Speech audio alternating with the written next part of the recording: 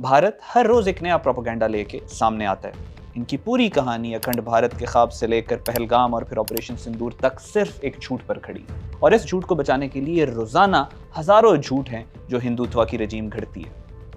अब जो नया प्रोपेगेंडा इन्होंने शुरू किया है वो ये है कि ऑपरेशन सिंदूर के दौरान जिन मासूम और निहत्थे पाकिस्तानी शहरियों और बच्चों को शहीद किया गया 6 मई की रात को, इनकी नमाज जनाजा एक ऐसे शख्स ने पढ़ाई जो मुबैना तौर पर इंडियंस का ये कहना था कि मसूद अजहर का भाई है, और दावा किया गया कि इसके पीछे पाकिस्तान की पूरी फौज और हुकूमत के नुमाइंदे खड़े थे। अब इस वीडियो में आइए हम इस प्रोपेगेंडा को फैक्ट चेक करते हैं और हकाइक आपके सामने लेकर आते हैं कि नया वार क्या है जो इंफॉर्मेशन वॉरफेयर की डोमेन में भारत पाकिस्तान के ऊपर कर रहा है।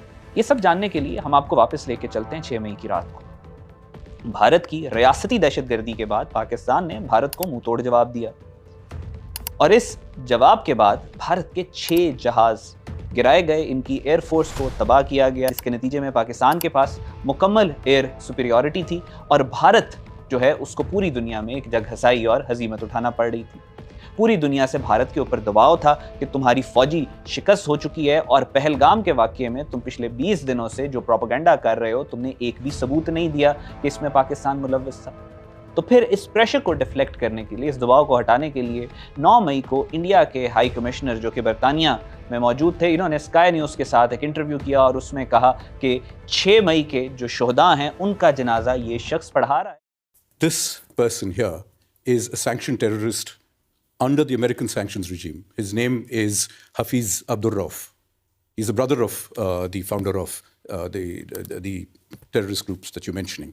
इस झूठे बयान के बाद DGISPR की एक प्रेस कॉन्फ्रेंस, पाकिस्तान के DGISPR लेफ्टिनेंट जनरल अहमद शरीफ की एक प्रेस कॉन्फ्रेंस प्लान थी 9 मई को ही, और उन्होंने उसी प्रेस कॉन्फ्रेंस में इस प्रोपेगेंडा को और इस झूठ को भी एड्रेस किया। इंडियंस ने कहा कि मसूद अजहर का भाई है, DGISPR ने कहा एक तरफ आप कह रहे हैं कि वो मसूद अजहर का भाई है, दूसरी तरफ आपने टीवी चैनल्स पे कह रहे हैं कि वो मर चुका है, आपके बयान ही आपस में मैच नहीं कर रहे, आप झूठ बोल रहे हैं, बात यहाँ पे खत्म हो गई।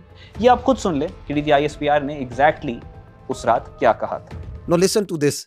It's again sad that how people fall prey to these cooked up stories. So this is the British High Commissioner in UK. Now he is showing, in the Indian High Commissioner in UK, he is showing this man and claiming him to be brother of this person. Masood Azhar's brother has been killed in operation. So at least match your notes.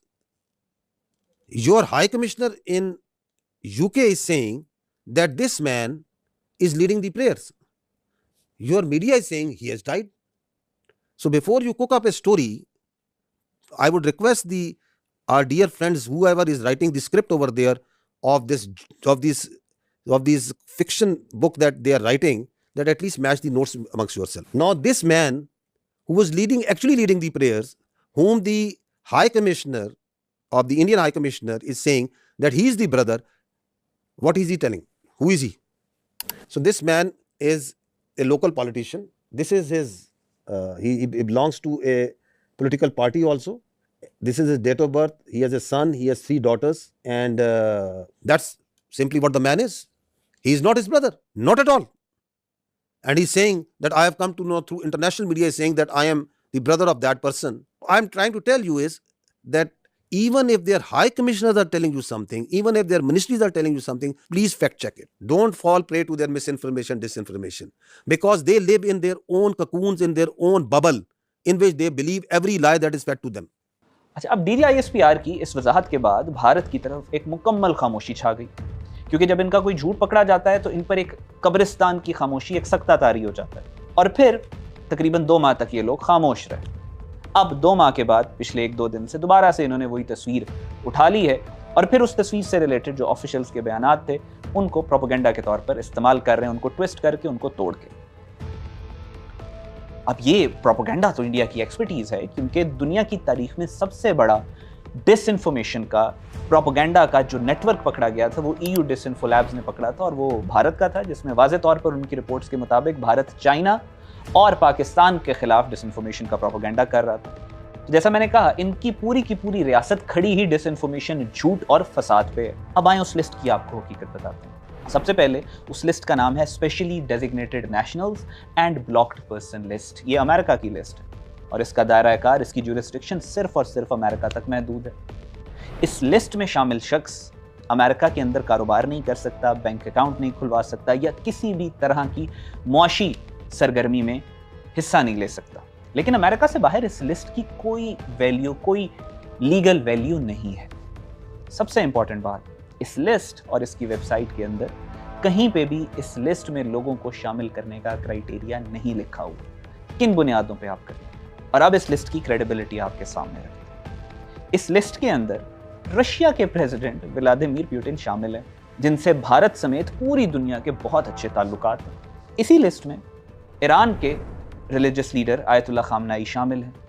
جی ہاں, ایران وہی ملک ہے جس میں Bharat Chabahar port بنا رہا ہے, اور مودی کے دوست آبانی اڈانی انویسٹ بھی کر رہے ہیں. شمالی کوریا, نارتھ کوریا کے ہیڈ آف اسٹیٹ کم جون ان, وہ بھی اس لسٹ میں شامل ہیں اور پوری دنیا کے ان کے ساتھ تعلقات ہیں. یہاں پہ بات ختم نہیں ہوتی. ایک پروفیسر, ایک فلسفر رشیا کے رہنے والے, مشہور, جو اسکیٹالوجی کے اوپر, اینڈ ٹائمز کے اوپر ریسرچ کرتے ہیں, کتابیں لکھتے ہیں, جن کا نام الیگزینڈر ڈیوگن ہے, وہ بھی اس لسٹ میں شامل ہیں. اور اب سے چند مہینے قبل, پچھلے سال نومبر 2024 میں, الیگزینڈر ڈیوگن صاحب نے انڈیا کا وزٹ کیا, انڈیا کی ریاست کے انویٹیشن کے اوپر, اور ریاستی پروٹوکول کے ساتھ انہیں پورے انڈیا میں پھر آیا گیا. اور سب سے مزے کی بات, اس لسٹ میں بھارت کی 94 کمپنیز شامل ہیں, اینٹیٹیز کا نام استعمال کیا گیا, جن میں ہزاروں ملازمین ہیں جو کہ سارے اس لسٹ کے اندر موجود ہیں. اور اس سے بڑھ کر بھارت کے وزیر اعظم بھی ایک وقت ایسی ہی کسی لسٹ میں شامل رہے ہیں. انہیں گجرات کے قتل عام کی وجہ سے 10 سال تک امریکہ کا ویزا نہیں ملا تھا, کیونکہ وہ ایک نامزد دہشت گرد کے طور پر دیکھے جاتے تھے. اور اگر پاکستان, جس طرح یہ انڈینز کلیم کر رہے ہیں کہ یہ دہشت گرد ہیں اور بہت ہائیلی ڈیزگنیٹڈ ٹیررسٹ ہیں, سو کیا پاکستانیوں کو کیا ضرورت تھی کہ اتنا ہائی پروفائل آپریشن جو سندور والا انہوں نے ڈرامہ کیا, اور وہ ریاستی دہشت گردی کے نتیجے میں جو پاکستانیوں کو شہید کیا, ان کا جنازہ پورے پاکستان میں, کیا پاکستان کی ریاست کو یہی ملے تھے کہ پاکستان نے ان سے پڑھوانا تھا تاکہ پورے انٹرنیشنل میڈیا میں وہ آئے؟ یہ اسی طرح ہے کہ جب ان سے پوچھا, انڈینز کی پارلیمنٹ پہ جب دہشت گردی کا واقعہ ہوا, تو انہوں نے کہا وہ پاکستان نے کیا ہے. دنیا نے پوچھا آپ کے پاس ثبوت کیا ہے؟ کہتے وہ جو دہشت گرد تھے وہ پاکستان کا شناختی کارڈ لے کے آئے.